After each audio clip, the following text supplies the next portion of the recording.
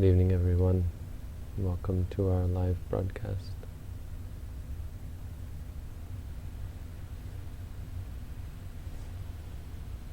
Today we're looking at Anguttara Nikaya, Book of Fours, number 69. The Padana, Mahapadana, the Sammapadana.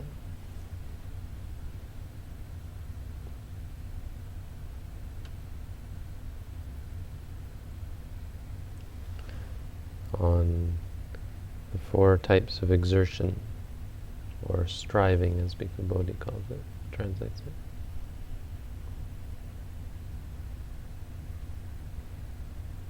it. Meditation requires exertion, requires us to exert ourselves. You want results, you gotta work, just like anything. You have to be energetic. Viryena dukkhamajjheti. It's through effort that one overcomes suffering.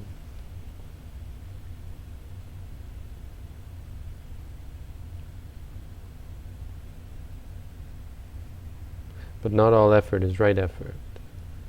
In fact, there's a lot of ways to exert yourself that are not going to bring about much result.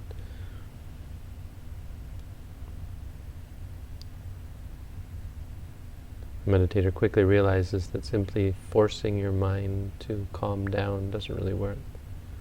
Pushing really, really hard to quiet the mind, to calm the mind, or working really, really hard to learn to see clearly doesn't work that way. So it's very much involved with the self, ego. You can't bring about insight if you're insight into, say, non-self, if you're forcing yourself, if you're trying to control the outcome. So right effort actually has to be quite delicate, quite specific. It won't do to just push yourself really hard. This isn't like manual labor. It's not like working with the body. Even though we do walking and sitting meditation, our focus isn't on the body. The work we're doing is in the mind. So how do you work the mind? Which ways should we exert the mind? And Buddha gave a simple formula of 4 types of exertion. But it relates, practically speaking, to wholesome and unwholesome mind states, and that's it. Our efforts should be in regards to wholesome and unwholesome states. We're not trying to bring about neutral states. So a bit of understanding. Calm is considered to be a neutral state. It's not ethical or unethical. It's not wholesome or unwholesome. There's nothing ethically charged about a calm state. Happiness is not ethically charged. Physical pain is also not ethically it's not ethically charged. They're neutral. These states are not what we're striving for or against.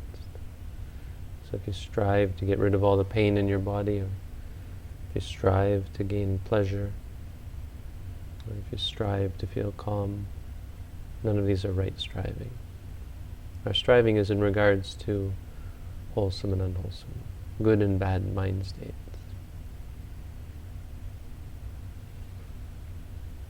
And about each of these, the Buddha says,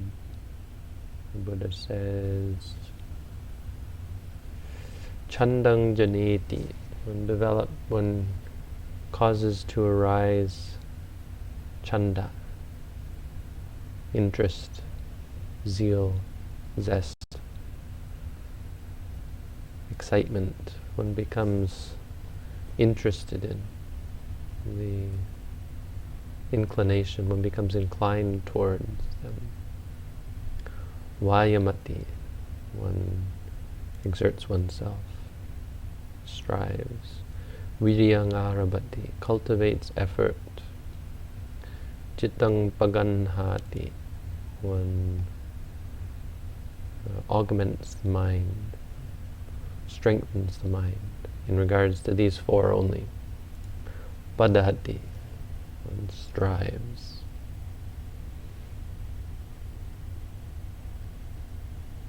So what are the four? Well, in regards to unwholesome states, what we have to do, we have to work hard to guard against the arising of unwholesome states.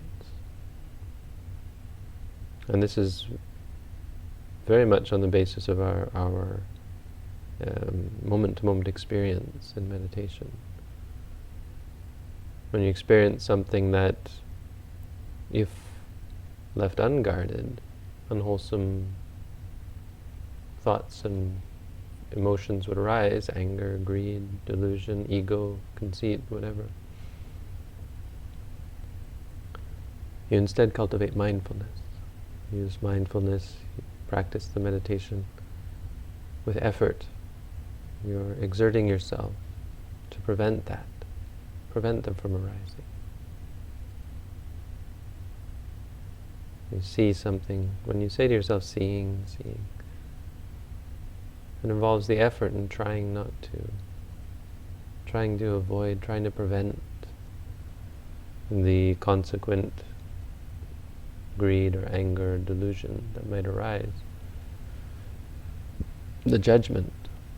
I'm trying to stop judging things. Learn to just see things as they are, for what they are. To be present. We're talking today. Today I was spent 5 hours in the heat. It's the hottest day. It's quite a hot day today.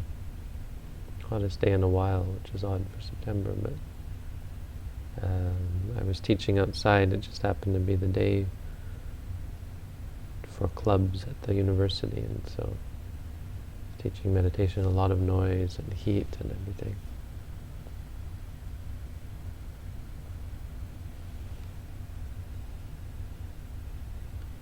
And so I was explaining this to people, explaining to people about dealing with noise, dealing with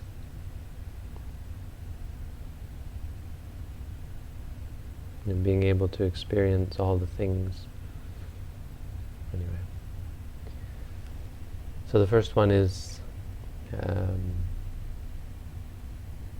the guarding the mind. The second Mahapadhana is still relating to, or Samapadhana, is still relating to unwholesome states. But this is once they've already arisen. So if you can just catch the experience before the defilement arises, then great, there's no problem. But what happens when you're already upset? When you're already attached to something, when you're already confused or deluded? The Buddha says, then you bahana, you abandon it. Abandoning is an interesting part of the practice. So you actually focus on the experience. That many people would think, well, doesn't that just make it worse? Isn't that just going to make you more angry? If you're angry and you say angry, anger. If you want something, you say wanting. Then you're just reaffirming it. But no, you see. Greed doesn't actually lead to greed. Anger doesn't lead to anger.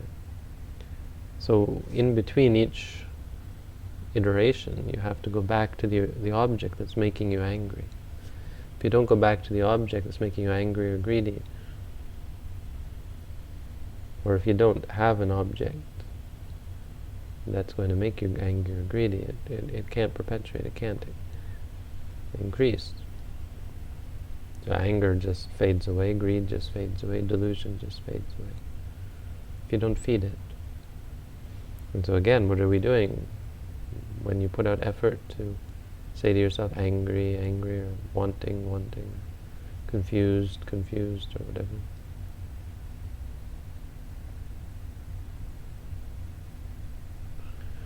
Then you're no longer feeding it.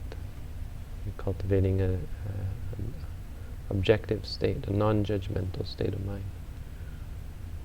And so yes, there may be still some greed and anger and delusion, but you're not feeding it. That's the second samabodhana. The third and the fourth one, on the other hand, relate to, it's a simple formula. There's nothing deep or hard to understand about this anyway. It's just important that we know this is one of the main qualities that relate to enlightenment. So it's important that we go through these for those of you who haven't heard of them. The third and fourth are the opposite. They relate to wholesome states. So we have bhavana badhana, which means striving or exerting yourself to cultivate. Cultivate what? Wholesome states. Well, there are many wholesome states that we haven't given rise to. When our mind isn't wholesome, the mind isn't wholesome, it's a breeding ground for unwholesome states, for evil, bad states, states that lead us to suffering. So to avoid that, we cultivate wholesome states, good states, states that lead to happiness. We have to cultivate them.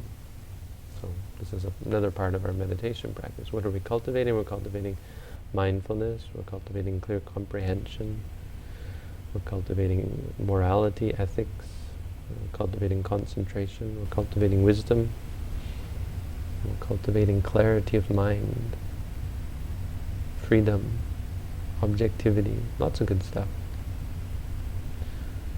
Again, it just comes back to effort. You have to put out the effort to do it.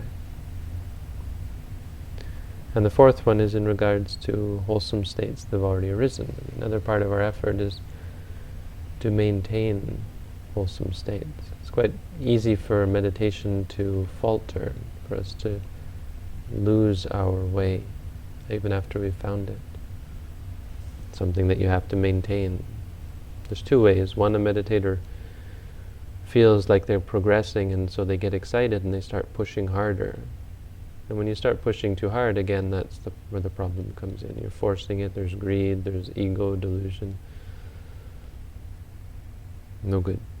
And so you falter as a result. Or the other way is a meditator stops putting out any effort. So they become lazy because they think, oh, yeah, I'm already doing well, and so they stop meditating. Neither one works. To be a really good meditator, you have to be vigilant, persistent, patient, methodical. You have to maintain your practice.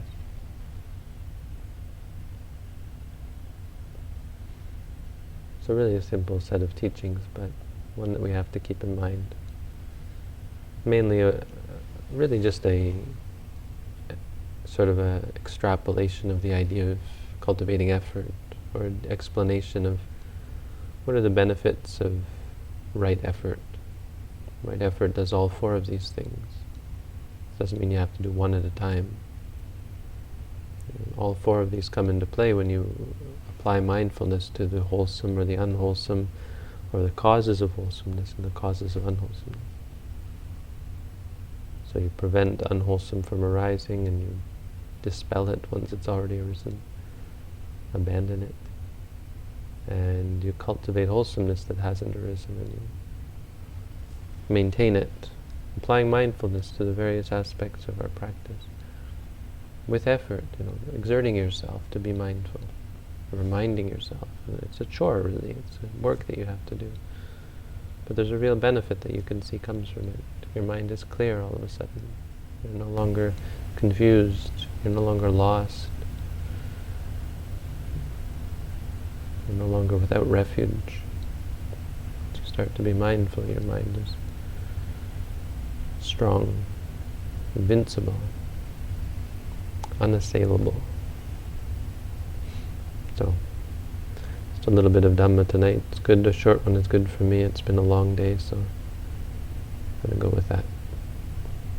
I don't think Robin is here. Let me see. Nope, no Robin.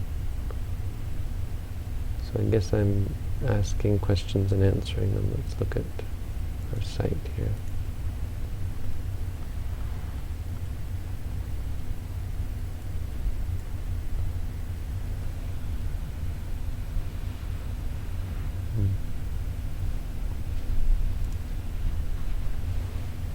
If you're still trying to ask questions in the chat, I'm not looking there anymore.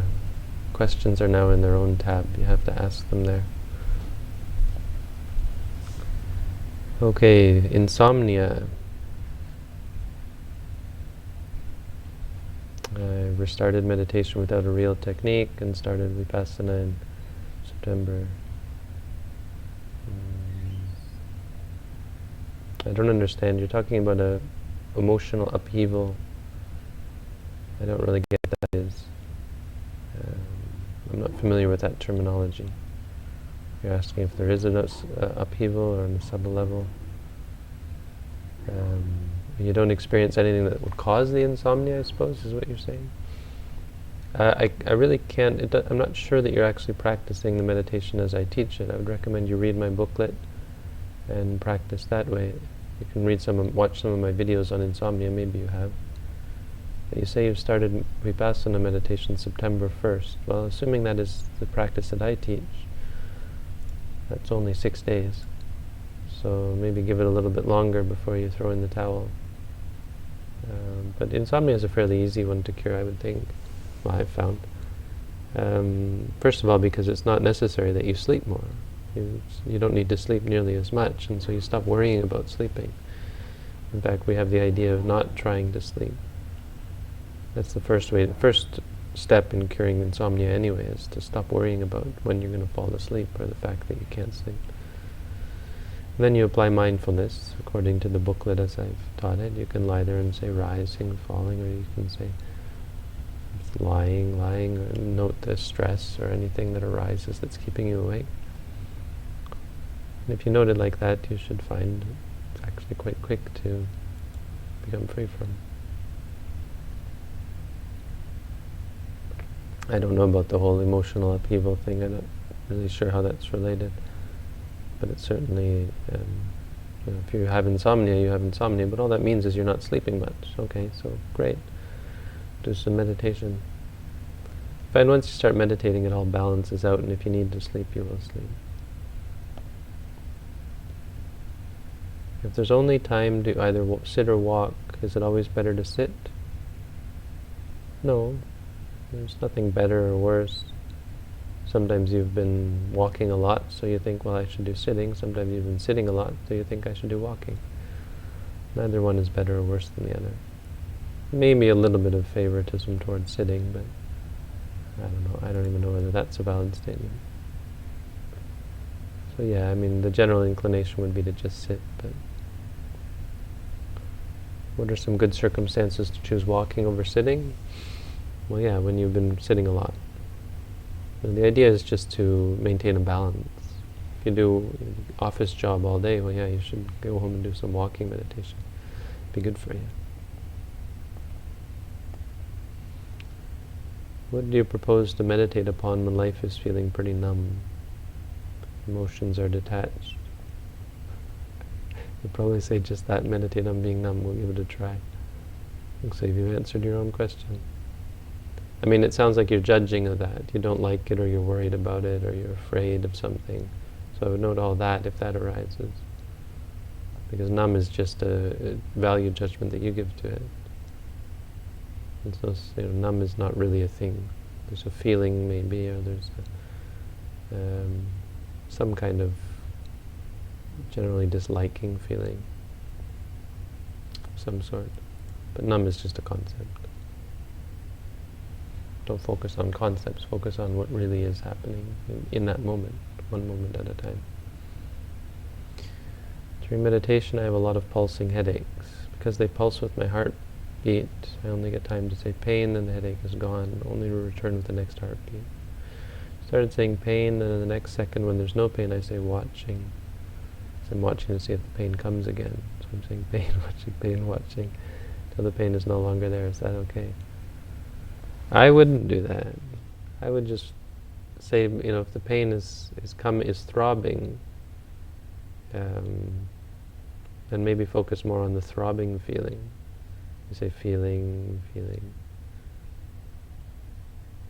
Or if the pain is throbbing, you can just stay with the pain. Or just note it once and then go back to the breath. Watching is like a strobe. It's a good one, no? I'm not convinced that, well, watching anyway is not a very good one, because you shouldn't be watching. Ideally you would say pain and then go back to the rising and falling, and only go up to the pain again if you notice it again. I mean, that's probably what it would be, is you feel the pain, you say pain, and then if it's gone, you come back to the rising. Don't wait for it to come again, and continue rising, falling. If immediately you notice it again, well, that's fine. Say again pain, and then again go back. And eventually your mind will just not notice it, and will instead notice the rising and falling, at least for a while, you see. But we don't do watching like that in generally. When something disappears, the best advice I would say is to go back to the rising and falling. Even if it means instantly you're going to go back to the pain, that's fine. Because it's not stable like that. No condition is stable, it'll change. Especially once your concentration gets better and you're able to leave it alone and say rising, falling. Some time before your mind goes back to the pain. I would think. I mean, there's no hard and fast method. Wouldn't worry too much about it, but hopefully that advice helps. Not really interested in Buddhism in general. I had someone today like that who said, I want to learn to meditate, but I'm not really into the God part of Buddhism. He said, there's no God in Buddhism. And I was saying, Buddhism for me is meditation. I want to know if the Buddhist teachings are critical for the development of mindful meditation. Well, that is the Buddhist teachings. If you're wondering if all the Buddhist teachings, I mean, there's a lot that are just more like observations about reality and karma and the universe, and so you don't have to worry about those, like you don't have to believe in angels or rebirth or so on. You just have to be in the present moment. So it's important to separate the core and the fluff. And core is the Four Noble Truths. That suffering is only caused because we cling. And that's, if you can't adhere to that, then I'm not sure how you'll get through in meditation. On the other hand, that's more of a deep teaching that you get through the meditation. So as long as you're being mindful, that's cool. Cool by me. On the other hand, if you're not ethical, that could be a problem. So a lot of people say that, well, yeah, you want to meditate, but you don't want to keep, say, the 5 precepts. You're going to have problems there if you're drinking alcohol or killing or stealing or cheating or lying. Not likely you're going to progress. But that's the thing, is that so many of these teachings are claimed to be essential for meditation. If you don't believe that, well, and I don't know what to say, but that's the only reason for keeping them, is because they support the practice.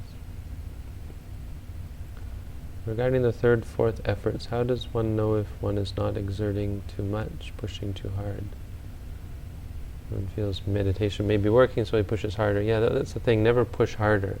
That's greed, that's anger, that's delusion. Not anger, but it's delusion. It's conceit. It's a delusion of self, that you're going to somehow make it better. If you feel like you're pushing too hard, you're pushing too hard. I mean, not exactly, because it's possible for there just to arise certain experiences, and then you judge them or you interpret them as meaning you're pushing too hard. That's not the case. If it feels like you're pushing, you're going to feel for it. I mean, you have to exert yourself. There is some exertion, but it's only exerting yourself to be mindful, right? Just to say to yourself, rising, falling, takes some effort, because you want to just go back to just letting it flow, right? It's much easier. But beyond that, there's no pushing harder. Meditation isn't something you can push harder with. You feel that it's gonna take you off track.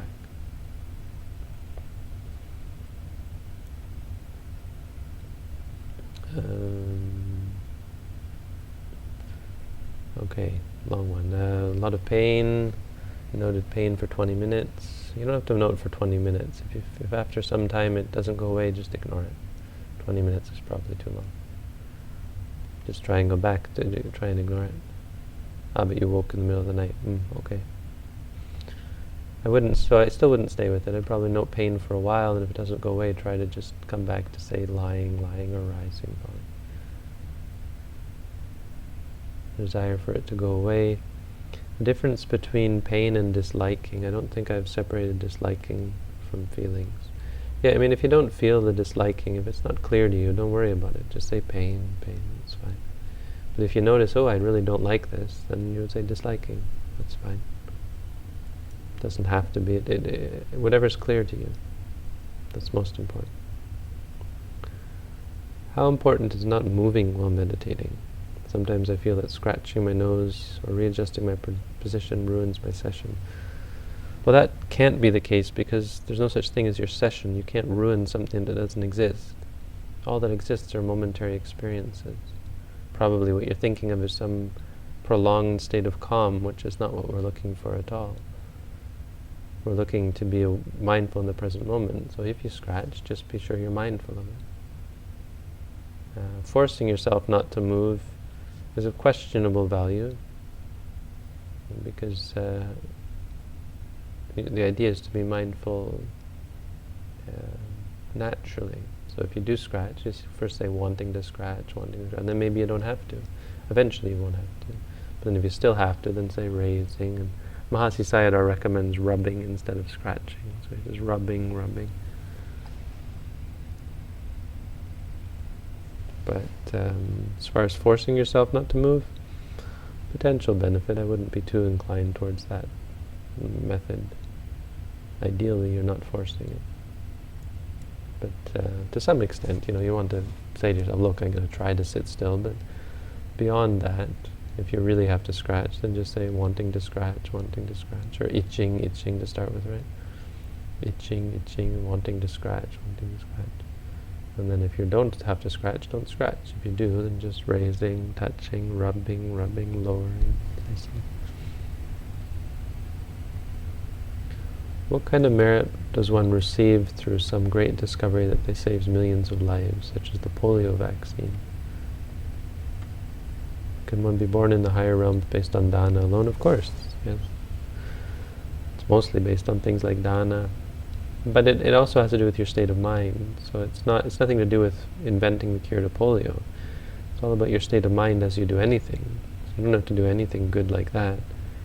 The person is kind and generous and gentle and compassionate and all sorts of good things.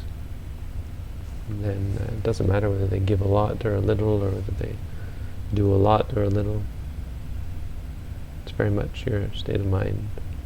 Which is as it should be. I mean, there's no magic here. It's not like, oh, I saved 1 million people and you're racking up points or something. It's not merit. Merit is a really bad word because it makes you think of a point system. If there are any points, you get points for every moment that you're mindful. Does the teaching of Buddhism vary amongst different countries due to their societal norms? For instance, would people who lived in Europe be taught the same as people in Tibet? And do you think the people that are not ordained are an equally reliable source to learn about Buddhism? Okay, so a couple of questions.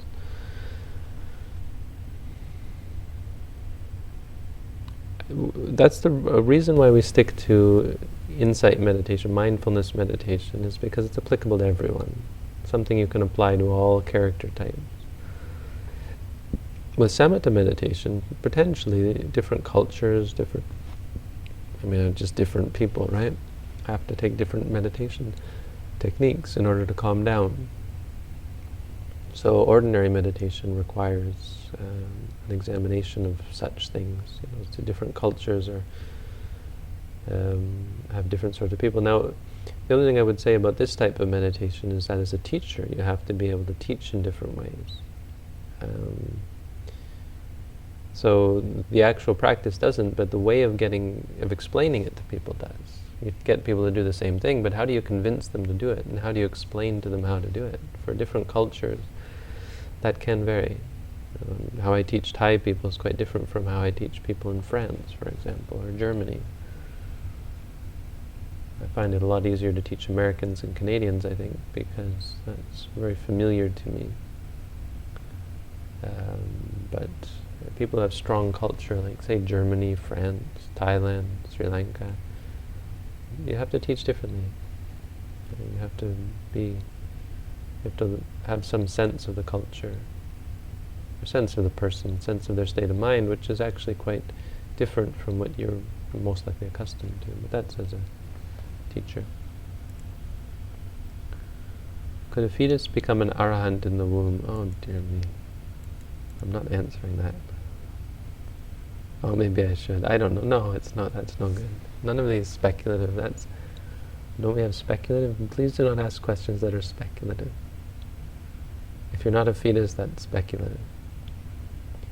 It's my understanding that Buddhists believe that the mind and the brain are separate entities. Is this an actual insight you can experience through meditation, or is it a logical argument? Well, the brain doesn't exist, so that's probably the logical argument. The brain doesn't exist, the mind doesn't exist. Mind states arise and cease, those exist. Think of it as the difference between what you can verify from a first-person perspective versus that which you conceive of based on data, evidence. It's quite a different realm. Buddhism deals only with first-person proof. And I know proof is a weighty word that most scientists don't like to talk about, but if you think, there are certain things that you can prove. I can't prove that I'm sitting here talking to you. I can't prove that I'm in this room even. I can't prove this room exists. But I can prove that I'm seeing, to myself anyway, that I'm seeing, hearing, smelling, tasting, feeling, thinking. I don't know what I'm seeing. Am I really seeing this computer screen? Or am I just a brain in a vat somewhere being fed data through the back of my head? I don't know. But I do know that I'm seeing. It's like Descartes said, cogito ergo sum. And I agree with him in this. Because he said, no matter what, no matter where I am, if he didn't think brain in a vat, but if you're a brain in a vat, no matter what, thinking exists. You can't tell me that I'm being deluded into thinking that I'm thinking. Because I have to think in order to think. Right? In order to feel like I'm deluded, I have to feel. Well, that's quite profound, really. I mean, it's impressive that Descartes came up with this. Some guy who wasn't enlightened. He came up with a lot of other weird stuff, but it definitely deserves credit and appreciation.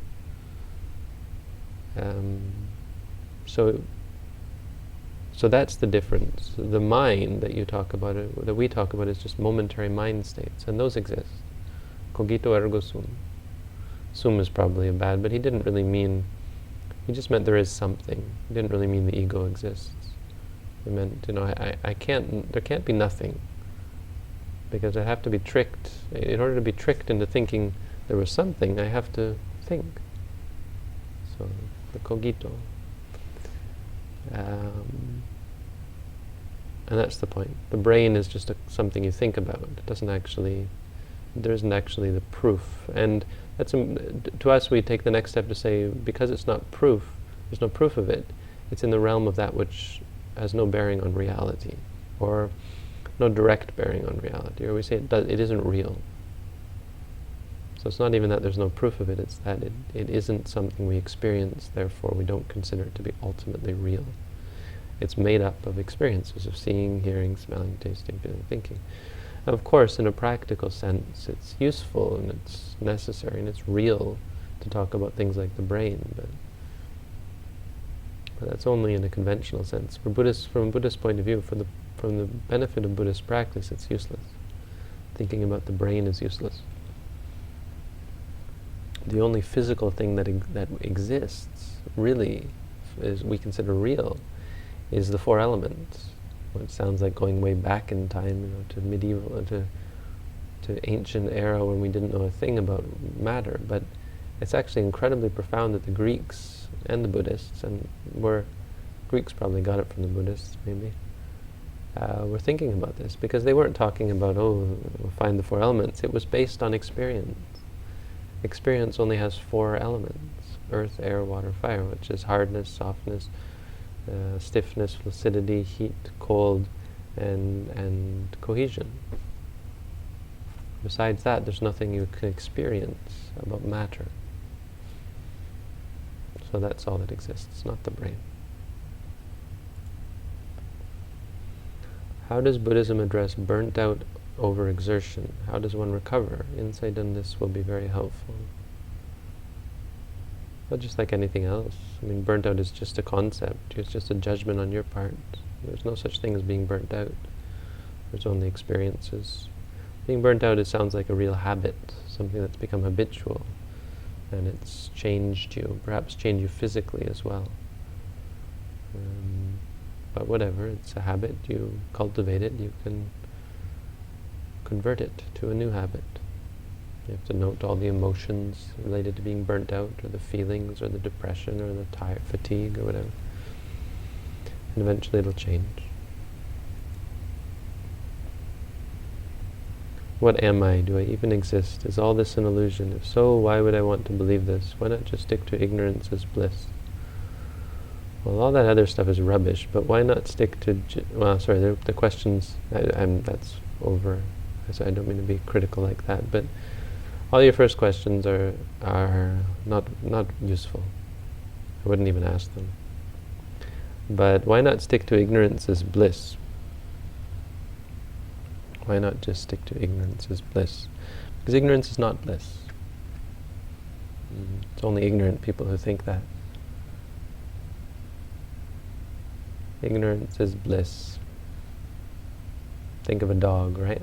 You think of the dog as being blissful because it's ignorant. It's not really, it's simple. And a house dog is in some ways, a fairly enviable position. Not really, not from a human point of view. But, this philosophy that better better Socrates unsatisfied than a pig satisfied. I can't remember who said that, but it was some Western philosopher. I'm sure somebody out there knows.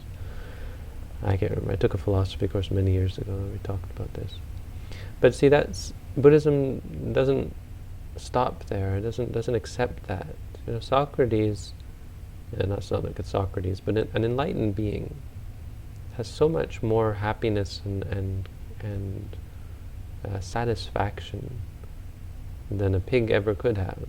A pig is not capable of great peace. They look happy at times, but they also look terribly unhappy at times. But they're wallowing in this state of confusion and delusion, and they have such fear, and moreover, they're because of all the ignorance and delusion in their minds, they're constantly in danger of being overwhelmed.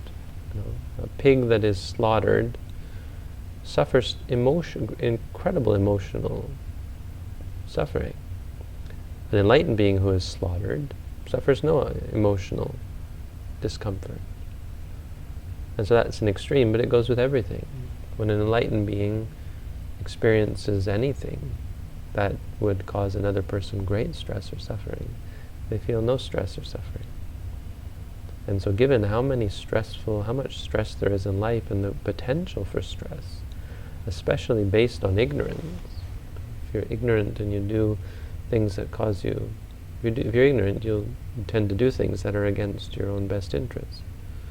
Just because it's all, at the very least, random. But more likely building up... Well, it's actually quite random. Sometimes you're good, sometimes you're bad, and it's all just a mess. And so you're constantly dissatisfied. So you aren't able to figure... consider someone who isn't able to figure a tool out. A computer, say. A person who doesn't know how to work the computer gets quite frustrated. But a person who knows how to work the computer can get a lot done and can be quite satisfied with it. But for people who don't know how to... Like if you've ever used a piece of software, there was this 3D imaging software called Blender. I don't know if anybody knows Blender, but anyway, I was looking at it for some reason. Actually, you can use Blender for video editing. But the interface is nothing like any other piece of software I've ever used, and so I gave up quite quickly on it. It's easy to, if you don't, if you're ignorant about something, and so life is like that. If you're ignorant about how life works, the chances of you being blissful and happy are pretty slim.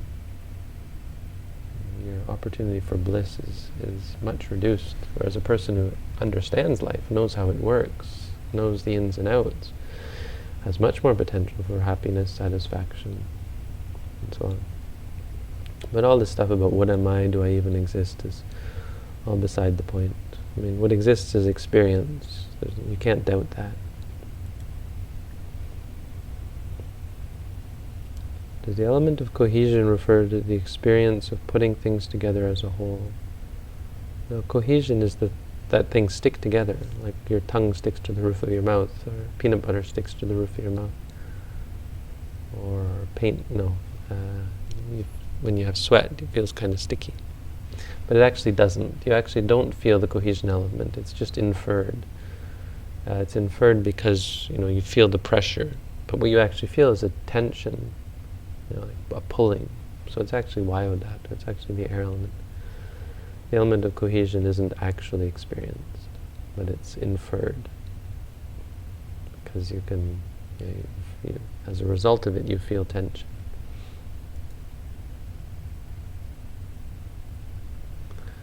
Is there a need to marry personal experience style explaining stuff versus empirical data proof? If not, how do two people know they're having similar experiences? I don't understand. I'm sorry, I can't answer that.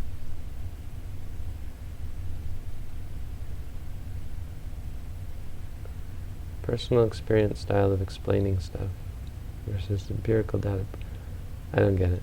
I think it's been a long day, and maybe if I was less fatigued or suffering from heat stroke, I'd be able to answer your question. But it doesn't sound like a question about meditation anyway, so I think it's trying to be, but I'm not convinced that it is. Sorry. Don't think so much. Sounds like you might be thinking a lot. You should say thinking. Okay, enough for tonight. Sorry for the cutting it short, but again, I'll be back tomorrow. So have a good night, everyone. Thanks for all your questions.